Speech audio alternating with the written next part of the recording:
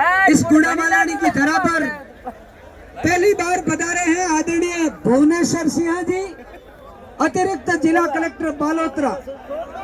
भाई साहब का स्वागत है, अभिनंदन। एक बार तालियां बजा करके स्वागत करिए। इनके साथ में है अतिरिक्त पुलिस अधीक्षक नितिन जी भाई साहब, जो बाड़मेर के एडिशनल एसपी है। आज पूरे समय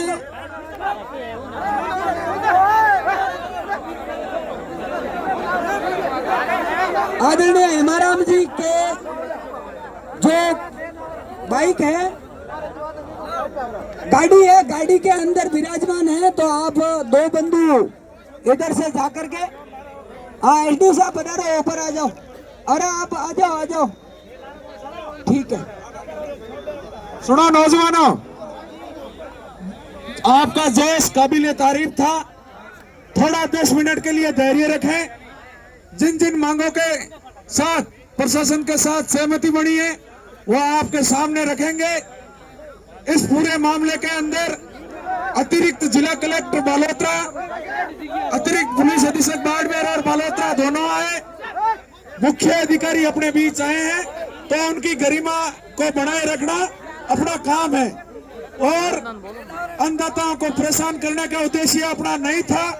लेकिन 9 दिसंबर की वार्ता हुई, उसमें कहीं न कहीं प्रशासन की गलती की वजह से आज फिर से अन्नदाताओं को सड़कों पर उतरना पड़ा।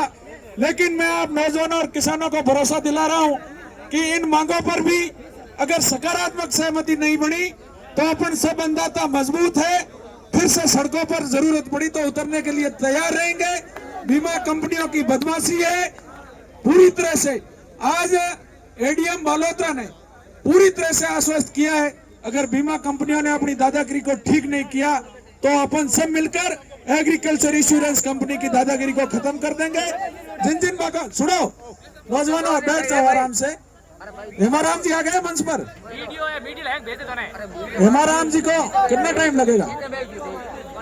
जल्दी बुला लो साहब को। फिर जिन बातों पर सहमति बनी है बैठ जाओ ना आप। सरपंच साहब बैठाने का प्रयास करो।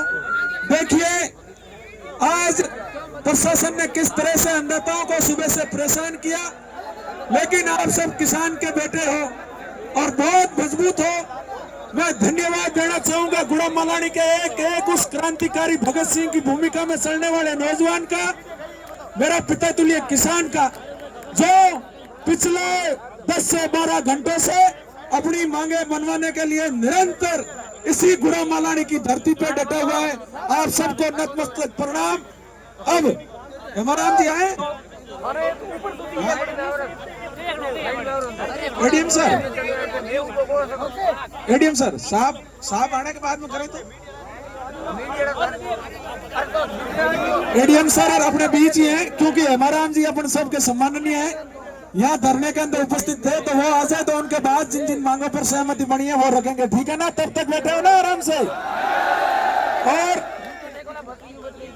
और आप सबको जिस प्रकार आप अनुशासन के साथ आए, प्रशासन बार बार चाह रहा था कि आज माहौल गड़बड़ हो, लॉ एंड ऑर्डर बिगड़े, कानून व्यवस्था बिगड़े। लेकिन मैं धन्यवाद देना चाहूंगा किसान पुत्रों को, हनुमान बेनीवाल की सेना को, जिसने धैर्य और अनुशासन रखा और अभी तक अनुशासन के साथ खड़े हैं। प्रशासन के दिमाग के अंदर आज भी और आगे भी अगर कोई गलतफहमी होगी तो वो गलतफहमी दिमाग से निकाल लेना। जब भी जवानों पर, किसानों पर आप सत्ता के दम पर कुठाराघात को करने की कोशिश करोगे तो मालानी का नौजवान और किसान ईंट का जवाब पत्थर से देने के लिए तैयार है। क्या तैयार हो नहीं हो? इस प्रकार आप किसान की आवाज को दबा नहीं सकते, अन्नदाताओं की आवाज को कमजोर नहीं कर सकते। मैंने पहले भी आपको कहा था और अभी भी कह रहा हूं, हमारे संघर्ष के साथी हरिराम जी जाजड़ा, प्रधान बिजलाराम जी, प्रहलाद जी सियोर, हरदाराम जी, निम्बाराम जी पटेल, जितने भी क्रांतिकारी साथी है उनको मैं नतमस्तक प्रणाम करता हूं और आप नौजवानों और किसानों की जोश और उत्साह को प्रणाम करता हूं। साथियों डरेंगे नहीं, आगे भी आप लोगों को जब आवश्यकता पड़ेगी अग्रिम पंक्ति के अंदर खड़े रहकर आपके मान सम्मान, किसान के मान सम्मान और स्वाभिमान को जिंदा रखेंगे। न डरेंगे, न झुकेंगे, न बिकेंगे, आपके लिए हमेशा खड़ा रहेंगे। ये वादा आज इस मालानी की धरती से आपको दूसरी किसान ट्रैक्टर रैली पार्ट 2 में करके जा रहा हूं। प्रशासन ने सत्ता के डर पर, शासन प्रशासन ने हमें दबाने का प्रयास किया पिछले 2-3 दिन से कि इन किसान का जो अगुवाई कर रहे हैं इनको हम कुचल देंगे। लेकिन नौजवान और किसानों को मैं फिर से प्रणाम कर रहा हूं कि आपने सोशल मीडिया पर, धरातल पर ताकत के साथ खड़े रहे और आज उनको बता